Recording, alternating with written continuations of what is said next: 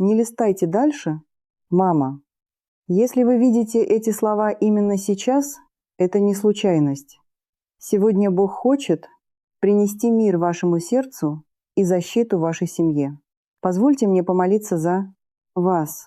Дорогой Господи, я молюсь за эту женщину, которая сейчас читает эти слова.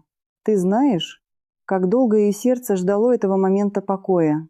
Ты видишь ее усталость, ее тревоги, ее слезы и ту тяжесть, которую она носит молча. Спасибо Тебе за ее жизнь. Господи, очисти ее сердце, успокой ее мысли и даруй мир ее душе. Прими все ее прошлое, настоящее и будущее. Благослови ее семью, сохрани от всякого зла и потерь.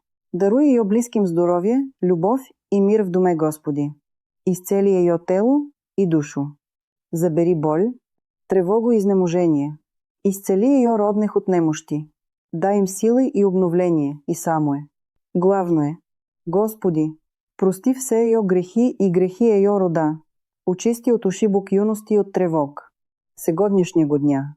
Сними се от души тяжелые бремена и даруй ей новую жизнь без страха. Свете Твоей безграничной милости. Если вы принимаете эту молитву, напишите «Амин» в комментариях. Поделите се ее с теми, кого вы любите. Верьте, сегодня Божья помощь придет в ваш дом.